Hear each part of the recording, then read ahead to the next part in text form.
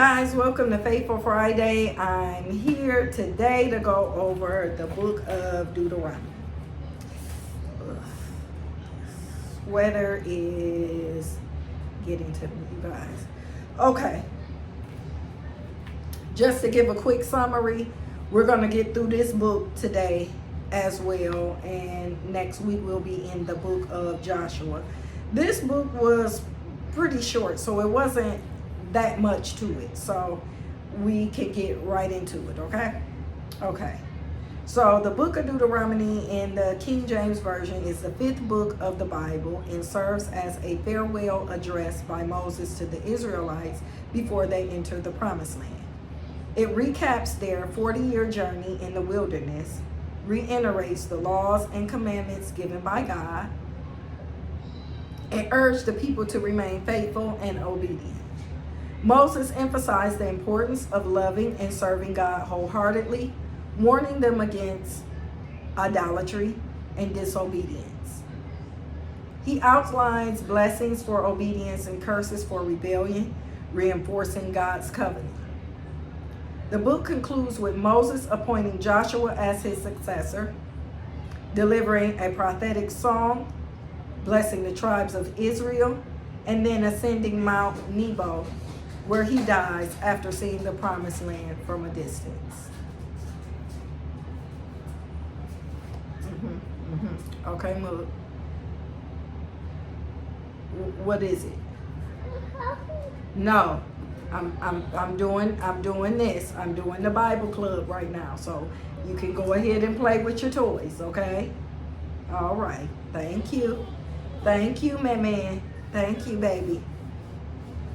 So, getting right into it, we're going to go with Moses' farewell. Moses' farewell address to the Israelites recorded in the book of Deuteronomy consists of his first speeches before they enter the Promised Land. Since Moses was not permitted to, he was permitted by God to enter into the land due to his disobedience at Meribah. Now, just to give a recap, if you didn't see last week, in Numbers 20, chapters 20, verse 12, in Meribah, he gathered the Israelites were gathered. He was looking to give them water. And him and Aaron, they came up with the grand idea to strike the rock instead of speaking to it as God commanded. Now, due to this, they both were condemned from entering into the Promised Land. Now, Aaron passed away nearing the end of the book of Numbers, nearing the end of that book. And now it's Moses' turn.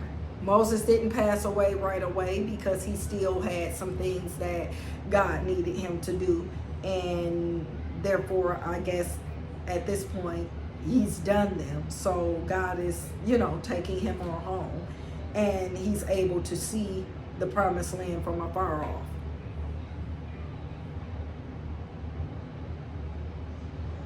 So he gathered the Israelites on the plain of Moab to remind them of God's laws, covenant, and faithfulness. So his farewell address had three main purposes. First one, reminder of God's faithfulness in past acts. Moses recounted Israel's deliverance from Egypt, the giving of the law at Mount Sinai, and their journey through the wilderness, emphasizing how God provided for them despite their rebellious spirit. The second one, reaffirmation of the law. He restated the 10 Commandments and other laws given at Sinai, urging Israel to obey them for blessing, prosperity, and success in the land. The third, blessings, curses, and a call to choose life. Moses set before them the choice of obedience leading to blessings or disobedience leading to curses. He urged them to choose life and prosperity by loving and obeying God. So these were the three final farewell addresses that Moses gave to the children of Israel before he was taken home to be with the Lord. Finally, Moses appointed Joshua as his successor,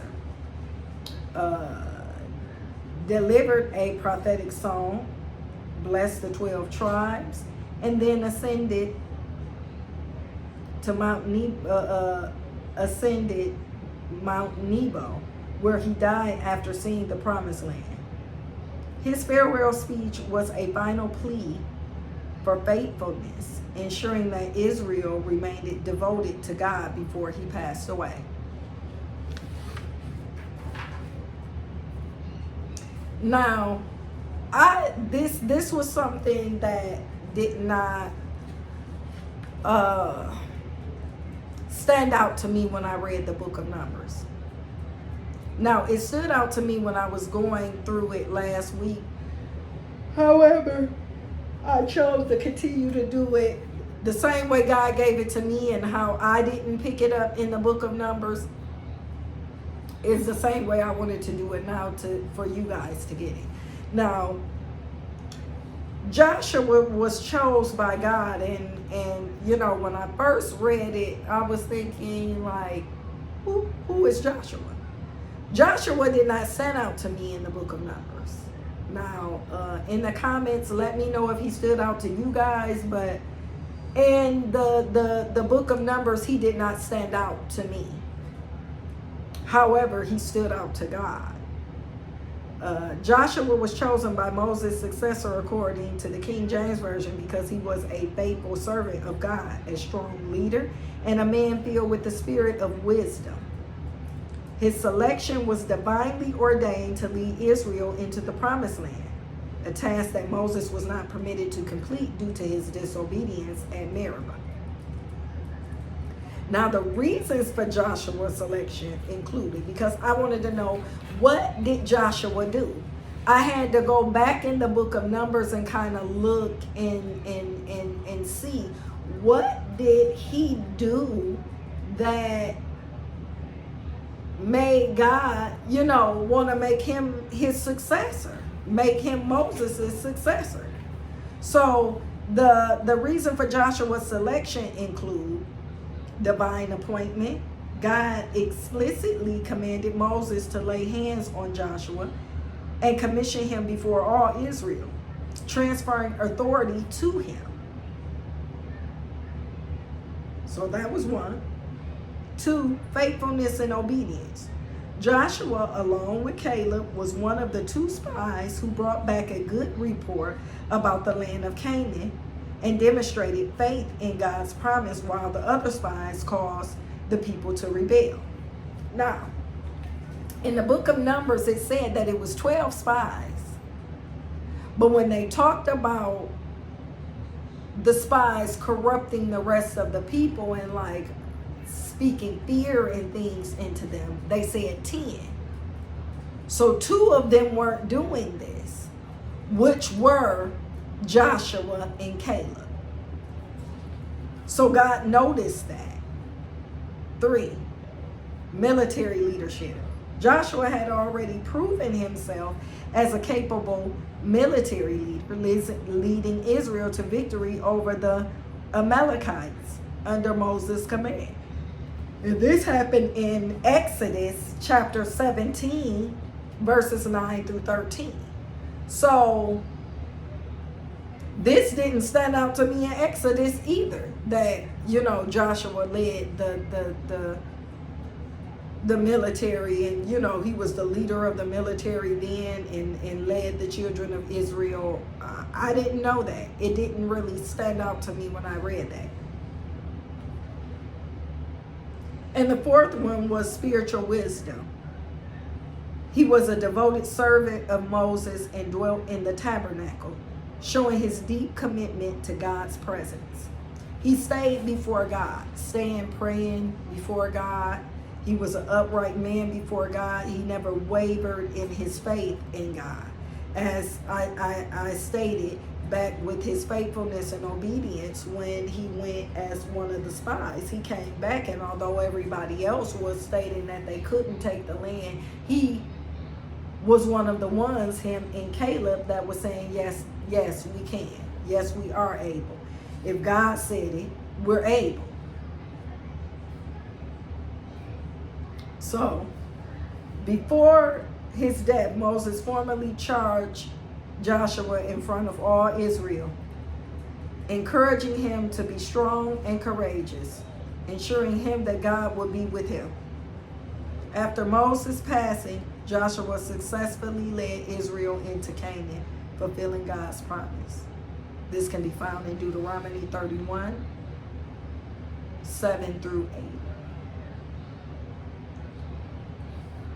So they were able to make it in the book of Deuteronomy. So the key factors why Joshua was appointed, it was several key events in the book of Numbers highlight Joshua's faith, leadership, and obedience, shaping God's decision to appoint him as Moses' successor. These events demonstrate Joshua's character, proving that he was the right person to lead Israel into the promised land. Now, one of the things that I noted and thought about with Joshua is that sometimes man will overlook you and don't see anything significant with you. But God sees. God sees that you have a regular prayer life, and that you're praying, and that you're praying for other people. God sees that regardless of if that bill came and these different things came, you still was going to trust in him, and you were still going to believe that he was able to do it and that he would do it. God sees your faith, your hope, your trust in him. He's seeing all of these different things. Sometimes man will count you out, and they may laugh at you because you have faith in God and a lot of different things, and you still don't let that waver. And sometimes people may think like, oh, because nothing is happening right now, like you're doing it for naught. But if you faint not, like he didn't, God rewarded him openly. The things that he did was significant in God's eyesight, but it was overlooked by man. And God allowed me to overlook these things in Exodus, where he led the people in the war. I overlooked that he was one of the spies. It really didn't say, or I just didn't pay it that much attention. But those things stood out to God and let God know that he could position him to be in leadership and take on that role. And because he stayed devout in these different areas for God, God blessed him openly and appointed him. And it's just going over the same things: the faithfulness as a spy, courageous against rebellion, close association with Moses. And then he walked close with the man of God. He never tried to overstep him. He didn't do the gossiping like Aaron and Miriam. You never heard of that. Joshua stayed in his lane and stayed in his place.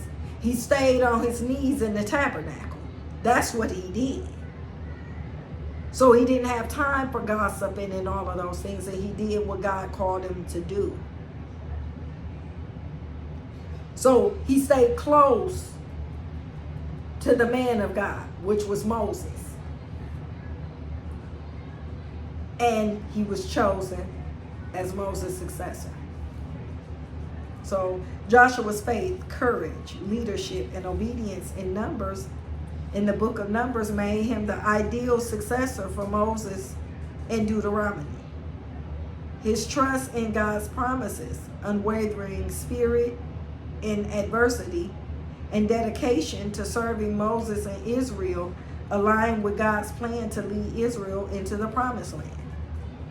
I'm just thinking about all of the plagues and how God was striking those children of Israel down, and all of those different things. It's like he still stood fast in his faith. He still did not waver in his faith in God. He still believed. And it's crazy because God stated that the next generation would enter into the promised land. That they weren't even able, the ones that he freed from slavery weren't even able to make it in. But Joshua was. So just to give a little information, because I wanted to know, like, who is Joshua? Like, who is he? What is his background? What is some information on Joshua? Was he the second generation, or was he from the generation that was freed from slavery?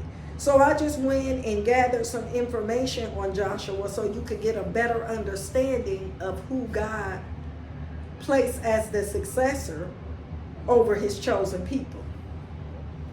So Joshua's early life is not extensive in detail, but from what is recorded, Joshua was the son of Nun.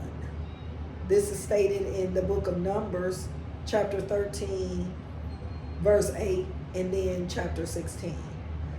He was from the tribe of Ephraim, one of the most influential tribes of Israel. His original name was Hoshea, meaning salvation. But Moses renamed him Joshua, meaning the Lord is salvation. And this was done in Numbers 13 through 16.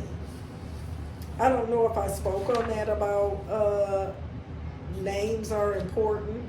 And in a lot of instances in the Bible, when people were given tasks or they were renewed in Christ, God gave them a different name.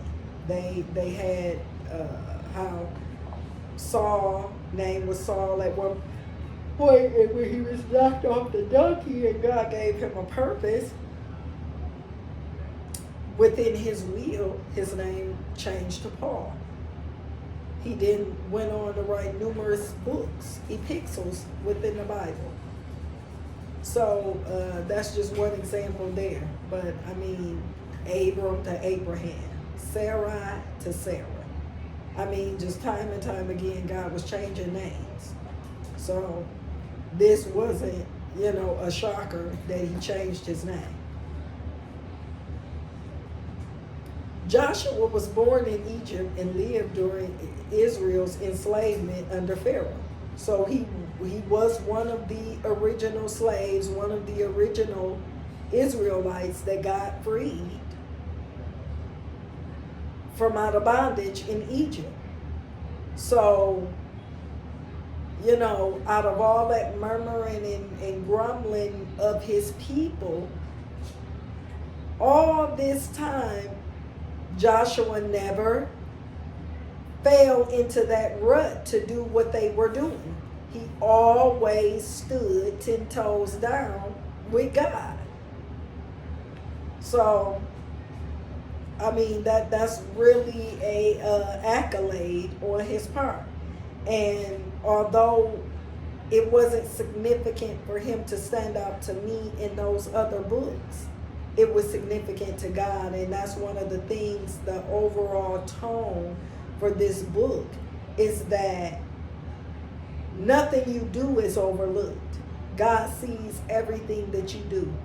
God sees your unwavering faith. God sees your every step of your journey that you're taking. God sees. He sees when you don't follow the crowd and you dare to be different.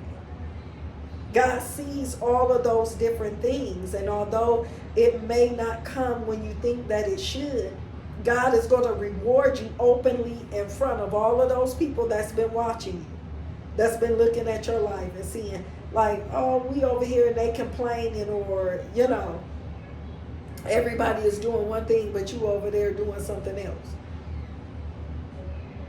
And then God will, reward you for your obedience, reward you for daring to be different. and he'll do it in front of them. And that's what God did for Joshua.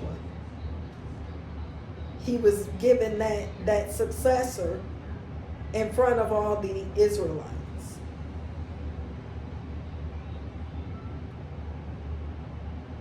So, although the Bible doesn't state the explicit state of his role as a slave, as an Israelite in Egypt, he would have experienced the harsh oppression that all Hebrews endured during the time in Exodus. So, I mean, what we could imagine and what they were making all the rest of the slaves do, pretty much that's what he had to do.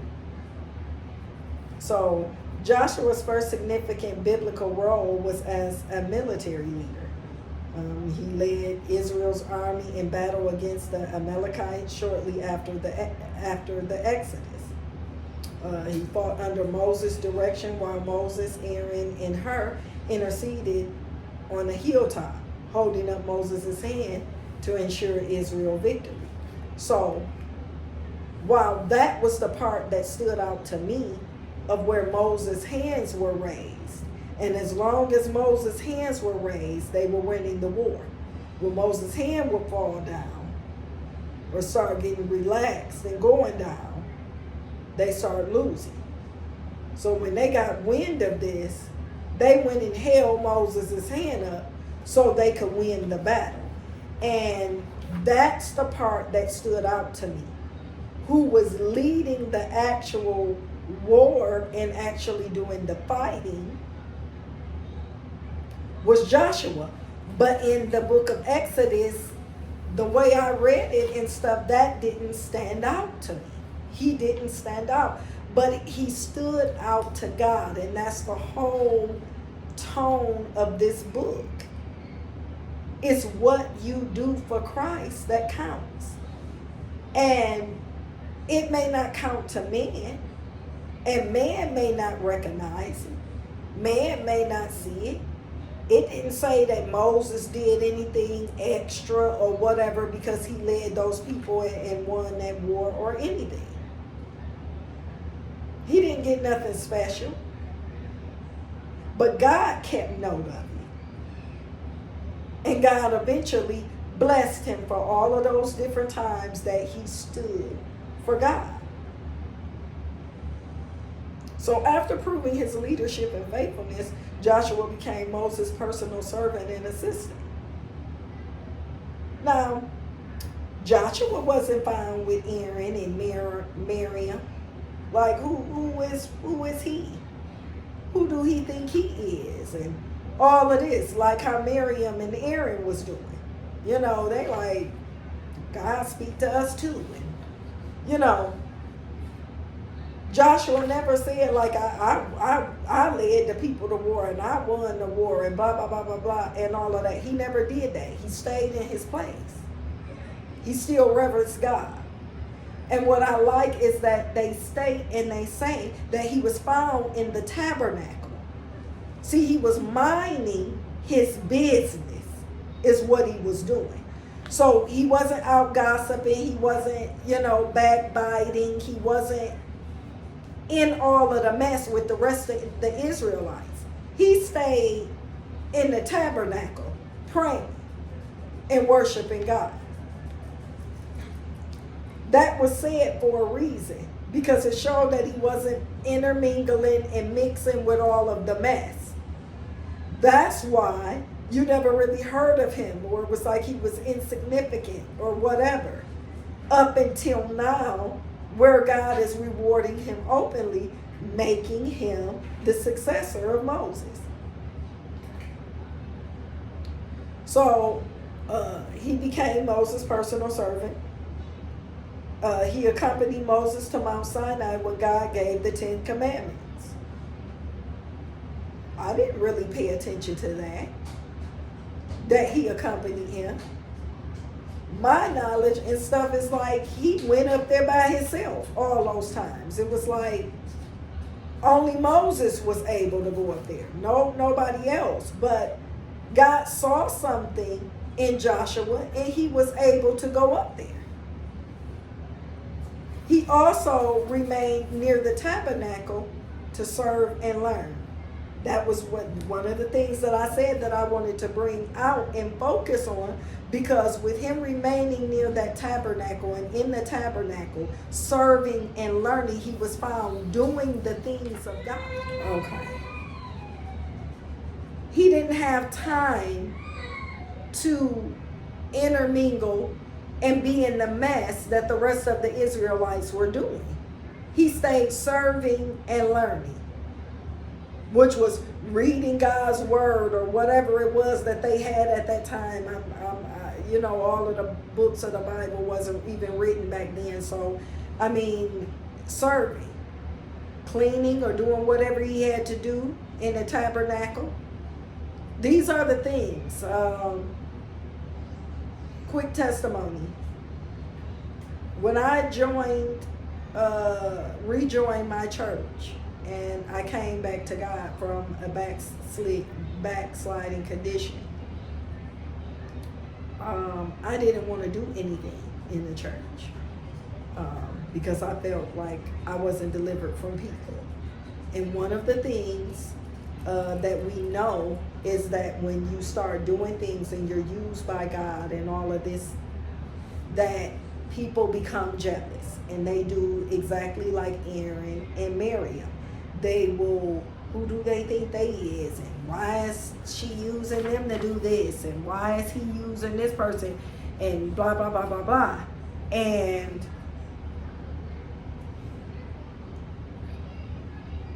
it'll be a lot of mess. And me personally, I'm not delivered from people. I'm not fully delivered from my temper and a lot of different things in a lot of different areas. So with that being said, I was saying I'm just going to sit and I'm not doing nothing. At this point, I really need God, and I need God to do something in my life. So that's far more important than me doing anything. But the more and more I developed a prayer life and began to talk with God, and God speaking to me, he told me to be found doing things in the house of God, and pretty much serving, being a servant. And whether it was cleaning the church or whatever the pastor had for me to do. And I ended up texting my pastor and stating that whatever is needed of me, that I will be willing to do it.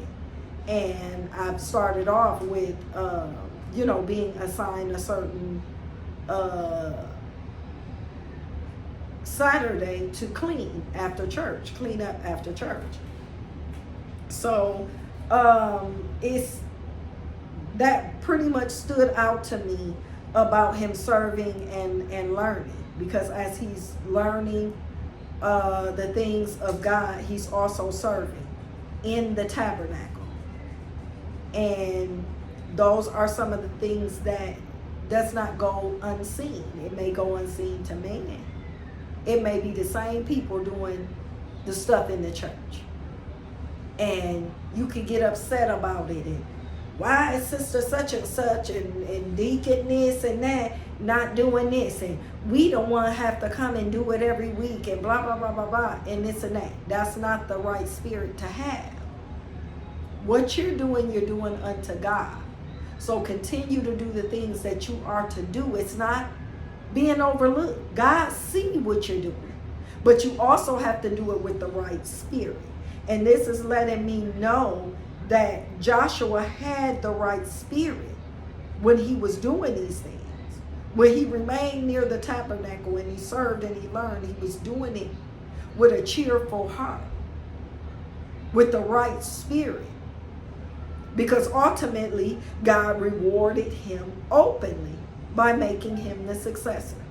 And out of all of that generation that he saved out of slavery in Egypt, Joshua was one of those original slaves from Egypt that was able to make it into the promised land. Basically, the rest was the next generation. And I believe Caleb You know, with Caleb, his unwavering faith, which made it be, you know, him and Caleb and probably maybe a few others, I'm not sure. But right now we're just talking about Joshua, but it's showing that God rewarded his faithfulness. It didn't go unseen. So the complaining and the murmuring and I'm doing this in the church and these people not doing nothing and over here and this and that. Stop worrying about what somebody else is doing. Be found serving and learning in the tabernacle. I said this last week and I'm saying it again. These books right here is the blueprint, the foundation, pretty much the foundation of what we need to go by. It really is. These books really, I mean, they really spoke to me. They really did. So in concluding, Joshua was likely born into slavery in Egypt, but his faith, courage, and leadership skills set him apart. His first major role was as a military commander leading Israel against the Amalekites. This, along with his close association with Moses, prepared him for God's greater purpose, to lead Israel into the promised land after Moses' death. Now, due to all, God was just setting him up the whole time. He started walking close with Moses, I believe, after the death of Aaron.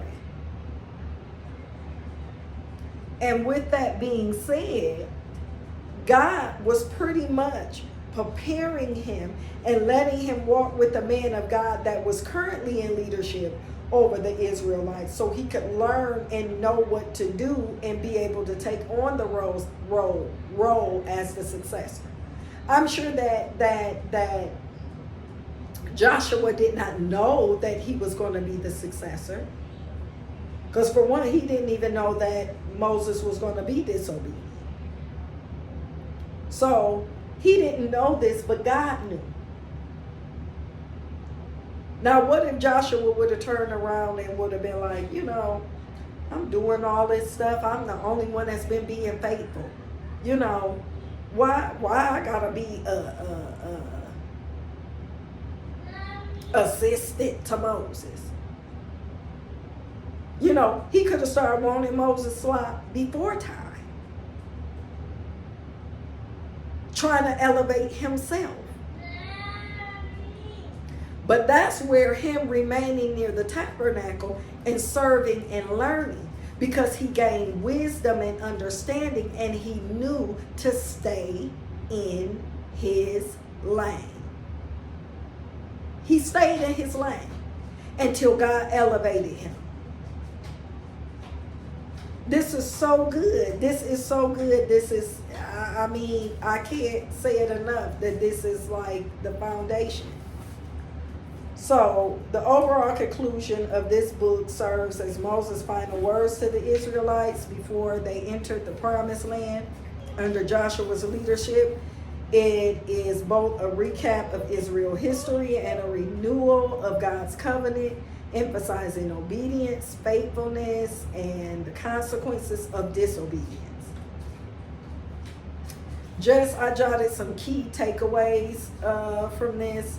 A call to obedience and faithfulness, God's love and covenant with Israel, a warning against idolatry, Joshua's appointment as Moses' successor, and Moses' final blessings and death.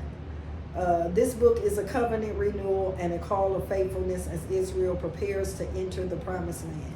It highlights God's blessings for obedience, curses for disobedience, and the importance of loving and serving God wholeheartedly. The book ends with Moses' death and the transition of leadership to Joshua, setting the stage for Israel's conquest of Canaan in the book of Joshua. So you guys, next week we will be in the book of Joshua. The book of Joshua is going to go into more full detail about Joshua leading them into the promised land and what goes on from there. I mean, these books are, I can't say it enough, they're really the foundation. I hope you guys been reading and keeping up with me. I read ahead, so I've already did the book of Joshua, so I hope you guys are moving right along with me. So after Joshua is the book of Judges. So this week, really, I will be studying the book of Judges because I already have my notes and everything together for Joshua ready. So I'm going to try to keep this momentum going and staying ahead of you guys. So hopefully you all are reading right along with me. I really wish that I could get these notes to you all. I do such an excellent job of getting my notes and doing my notes each week. They're very thorough. My notes, I do an excellent job with highlighting the different areas and, so I can stay in chronological order and highlighting and emphasizing certain chapters and things throughout the book. So, as you can see, I already have Joshua ready for next week. So I look forward to seeing you for our next Faithful Friday. Stay blessed and you all have a great weekend.